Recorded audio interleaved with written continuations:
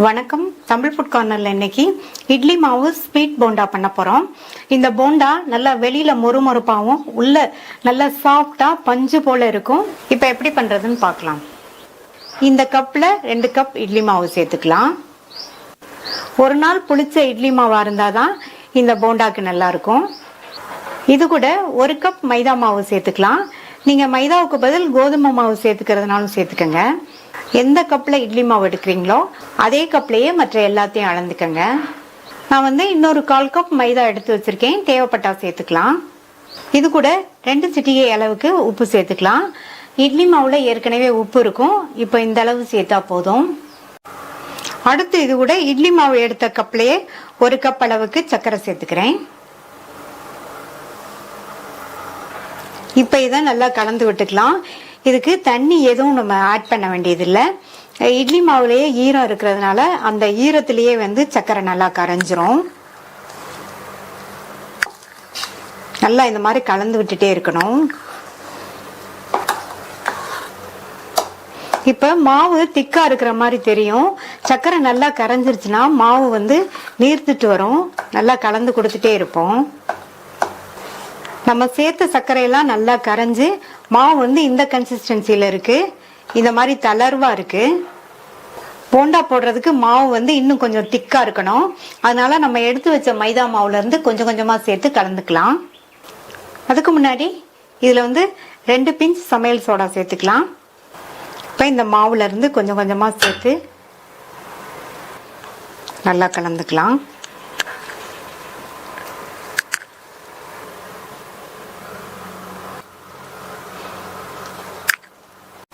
எடுத்து வச்ச 1/4 கப் மைதா மாவுல சேர்த்தது போக மீதி கொஞ்சமா மைதா மாவு இருக்கு.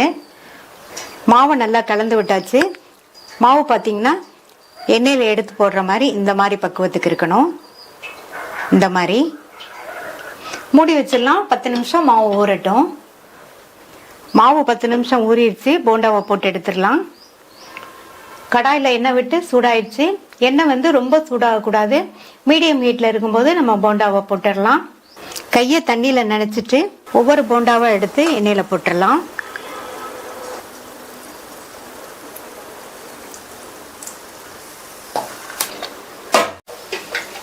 இப்ப நம்ம சேர்த்த போண்டாலாம் நல்லா மேல ஃப்ளோட் ஆயிட்டு வருது. இந்த ஸ்டேஜ்ல ஒவ்வொன்னா இந்த மாதிரி பிரட்டி பிரட்டி விட்டுக்கலாம். ஸ்டவ் நிதானமா தான் எரிய விடணும். நல்லா இந்த மாதிரி பிரட்டி பிரட்டி விட்டு கோல்டன் கலரா வந்ததுக்கு அப்புறமா எடுத்துடலாம். இந்த மாதிரி கரண்டியை வச்சு லைட் லைட்டா இந்த மாதிரி சுத்தி விட்டாலே எல்லா பக்கமுமே நல்லா ஒண்ணு போல வெந்துடும். ஈவினிங் டைம்ல ஏதாவது ஸ்நாக்ஸ் செய்யணும்னு நினைக்கும் போது வீட்டுல இட்லி மாவு இருந்ததுன்னா நம்ம ரொம்ப ஈஸியா வேகமா குழந்தைங்களுக்கு நம்ம செஞ்சு கொடுத்துடலாம். இது நல்லா வெளியில மொறுமொறுப்பா இருக்கும். உள்ள நல்லா பஞ்சு போல சாஃப்டா இருக்கும். இப்ப போண்டாலாம் நல்லா கோல்டன் கலரா வந்துருச்சு. எடுத்துடலாம். நல்லா சுட சுட சுவையான இட்லி மாவு ஸ்வீட் போண்டா ரெடி ஆயிடுச்சு. மீதி உள்ளதையும் போட்டு எடுத்துடலாம். இது ஒரு நல்ல ஈவினிங் டைம் ஸ்நாக்கு. ஸ்கூல் விட்டு வர குழந்தைங்களுக்கு நம்ம இந்த ஸ்வீட் போண்டாவை செஞ்சு கொடுத்தோம்னா நல்லா விரும்பி சாப்பிடுவாங்க.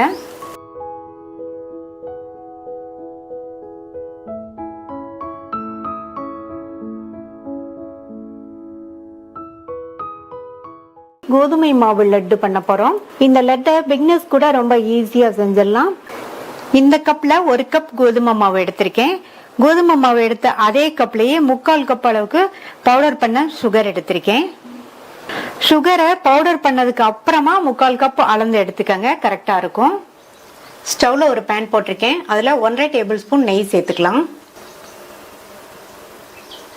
நெய் உருகினதும் அதுல 15 போல முந்திரியை நல்லா இந்த மாதிரி குட்டி குட்டியா உடைச்சு சேர்த்துட்டு இந்த முந்திரியோட கலர் பொன்னிறமா வர வரையும் வறுத்துக்கலாம். முந்திரியை நீங்க இந்த மாதிரி குட்டி குட்டியா உடைச்சு சேர்த்துட்டீங்கன்னா லட்டு பிடிக்கிறதுக்கு நல்லா ஈஸியா இருக்கும். முந்திரி நல்லா பொன்னிறமா வறுபட்டுருச்சு. முந்திரியை மட்டும் தனியா எடுத்து வச்சுக்கலாம். மீதி இருக்கிற நெய்ல நம்ம எடுத்து வச்ச கோதுமை மாவை சேர்த்து வறுத்துக்கலாம். மிதமான தீயில வச்சு நல்லா கைவிடாம வறுத்துக்கங்க. இந்த கோதுமை மாவு வறுக்கிறதுக்கு அடிக்கனமான பாத்திரம் எடுத்துக்கங்க. அப்பதான் மாவு கருகிராம நல்லா வறுபடும். இந்த லட்டுக்கு மாவு வறுக்கிறது தான் ஒரு முக்கியமான ஸ்டெப். கைவிடாம இந்த மாதிரி பக்கத்திலே இருந்து மாவு கருகிராம இந்த மாவு நல்ல வாசனை வர வரையும் வறுத்துக்கணும். அப்பதான் லட்டு நல்ல வாசனையா சுவையா இருக்கும். மிதமான தீயில வச்சு ஒரு 7ல இருந்து 8 நிமிஷம் வறுத்தீங்கன்னா நமக்கு சரியா இருக்கும். கோதுமை மாவு நெய்லயே நல்லா வறுபட்டு நல்ல ஒரு வாசனை வந்துட்டு இருக்கு. பச்சை வாசனை கொஞ்சம் கூட தெரியாம இந்த அளவுக்கு நல்லா வறுத்துக்கணும். அடுத்து ஸ்டவ் ஆஃப் பண்ணிட்டு நம்ம பவுடர் பண்ண சுகர் இதுல சேர்த்துடலாம். மாவு சூடா இருக்கும் போதே இந்த பவுடர் சுகரை சேர்த்துட்டு நல்லா இந்த மாதிரி ஒண்ணு போல மிக்ஸ் பண்ணி விட்டுக்குங்க. நம்ம வறுத்த மாவு சூடா இருக்கும் போதே சேர்த்துடணும். அப்பதான் நமக்கு நல்ல லட்டு பிடிக்கிற பக்குவம் கரெக்டா இருக்கும்.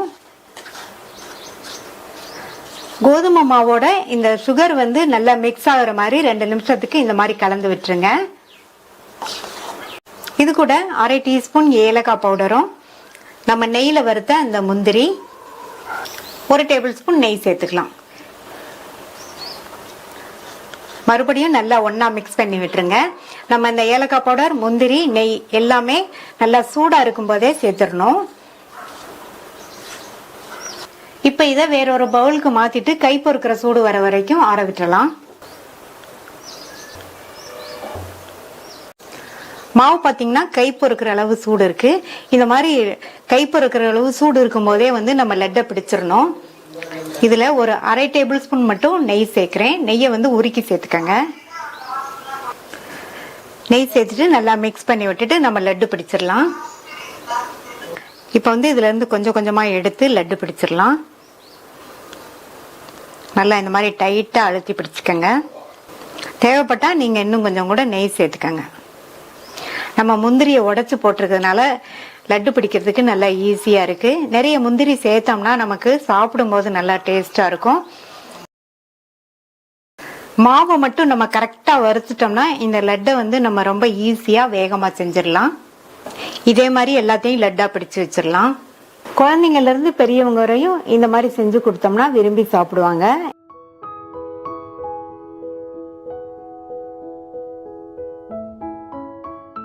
பனானா பால்ஸ் பண்ண போறோம். இது வெளியில நல்லா மொறு மொறுன்னு உள்ள சாஃப்டா, சாப்பிட்றதுக்கு ரொம்ப ரொம்ப டேஸ்டா இருக்கும். ஒரு மீடியம் சைஸ் செவ்வாழைப்பழம் எடுத்து வச்சிருக்கேன். நான் இன்னைக்கு செவ்வாழைப்பழம் எடுத்திருக்கேன். நீங்க உங்கள்கிட்ட எந்த வாழைப்பழம் இருக்கோ அதை எடுத்துக்கோங்க. எந்த வாழைப்பழம் எடுத்தாலும் நல்லா பழுத்த வாழைப்பழமா எடுத்துக்கோங்க. இந்த வாழைப்பழத்தை தோலை உரிச்சிட்டு இதை ரவுண்ட் ரவுண்டா கட் பண்ணிக்கலாம்.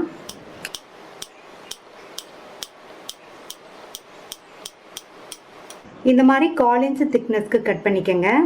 இந்த அளவுக்கு கட் பண்ணாதான் நெய்ல வதக்கும் போது இது நல்லா சாஃப்டா வதங்கும்.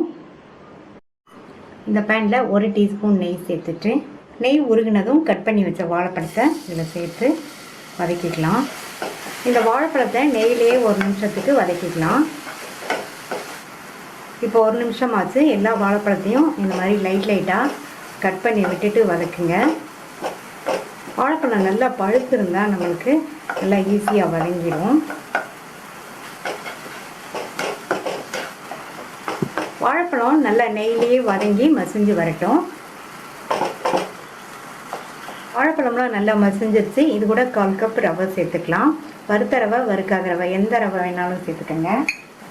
இந்த ரவையை நல்லா இந்த வாழைப்பழத்தோட மிக்ஸ் பண்ணி விடுங்க.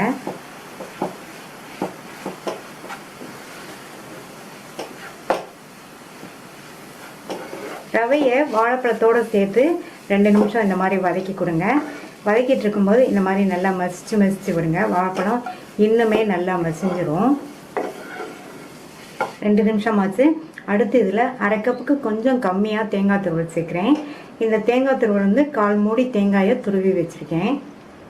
தேங்காய் துருவலை சேர்த்துட்டு இது கூட 1/4 டீஸ்பூன் ஏலக்காய் பவுடர் சேர்த்து மறுபடியும் எல்லாம் ஒன்று சேர்ற மாதிரி வதக்கி கொடுங்க.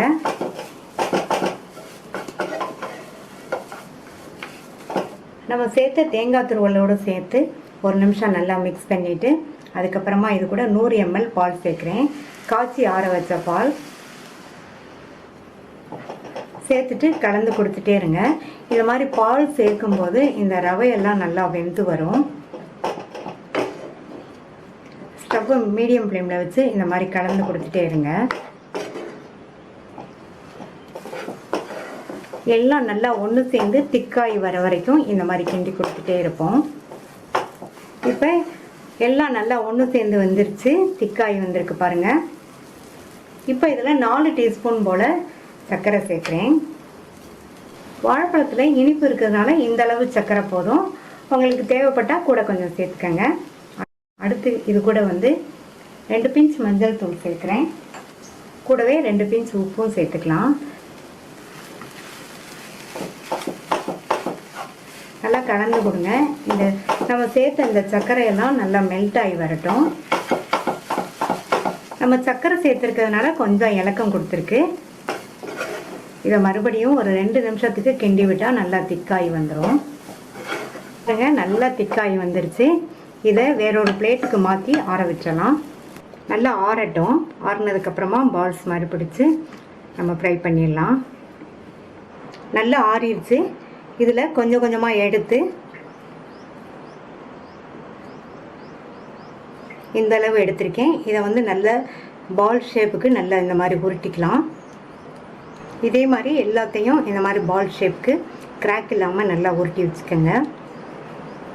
எல்லாத்தையும் பால்ஸாக ரெடி பண்ணியாச்சு. ஸ்டவ்வில் ஒரு பணியாரக்கல் போட்டு ஹீட் பண்ணியிருக்கேன். ஒவ்வொரு குழியிலையும் கொஞ்சம் கொஞ்சமாக நெய் சேர்த்துக்கோங்க.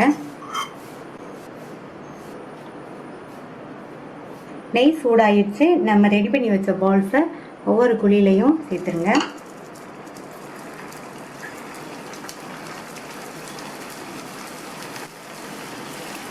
பால்ஸ் எல்லாம் சேர்த்ததுக்கப்புறமா ஸ்டவ்வை லோ ஃப்ளேமுக்கும் மீடியம் ஃப்ளேமுக்கும் நடுவில் வச்சுக்கோங்க. போட்டோன்னே டிஸ்டர்ப் பண்ண வேண்டாம். ஒரு 2 நிமிஷம் வெந்ததுக்கப்புறமா லைட்டாக இந்த மாதிரி திருப்பி விடணும். ஃபுல்லாக திருப்பிடக்கூடாது. இந்த மாதிரி லைட்டாக திருப்பி விடுங்க.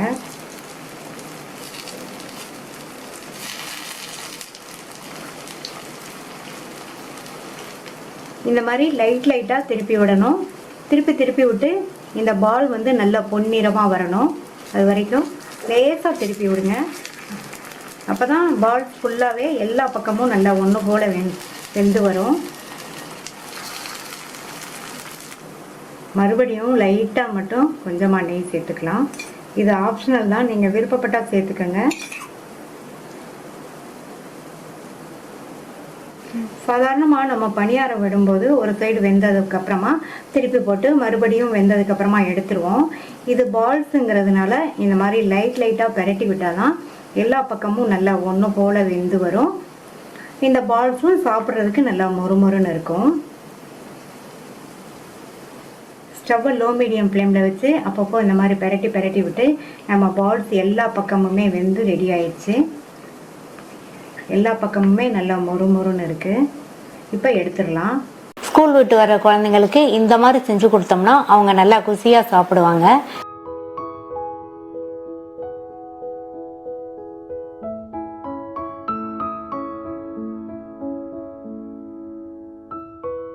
பட்டர் பன் பண்ண போகிறோம். இதை 2 விதமாக பண்ண போகிறோம். ஒன்று ஒயிட் சுகர் சேர்த்து, இன்னொன்று நாட்டு சக்கரை சேர்த்து 2 பன் எடுத்து வச்சுருக்கேன். கூடவே அன்சால்டட் பட்டர் எடுத்து வச்சுருக்கேன். இந்த பட்டர் பண்ணுக்கு அன்சால்டட் பட்டர் தான் நல்லாயிருக்கும். இப்போ இந்த பன்னை கட் பண்ணிக்கலாம். ஃபுல்லாக கட் பண்ணிடக்கூடாது, இந்த மாதிரி கட் பண்ணிக்கணும். இந்த சைடு நம்ம பட்டரை தடவிக்கணும். பட்டர் பண்ணுங்கிறதுனால பட்டர் தாராளமாக வச்சாதான் நல்லாயிருக்கும். இப்போ இதில் ஒயிட் சுகர் சேர்த்துக்கலாம். இந்த மாதிரி பரவலாக சேர்த்துக்கணும். நான் இதில் 1.5 டீஸ்பூன் சுகர் சேர்த்துருக்கேன். நீங்கள் உங்கள் டேஸ்ட்டுக்கு தகுந்தபடி கூடவோ குறைச்சோ சேர்த்துக்கோங்க. இப்போ இதை க்ளோஸ் பண்ணிவிட்டு இது மேலேயும் பட்டர் சேர்த்துக்கணும். இப்போ ஸ்டவ்வில் தோசைக்கல் போட்டு சூடாயிடுச்சு. இதை அப்படியே இந்த மாதிரி பெரட்டி வச்சிடணும். ஸ்டவ்வை மீடியம் ஃப்ளேமில் வச்சுருங்க.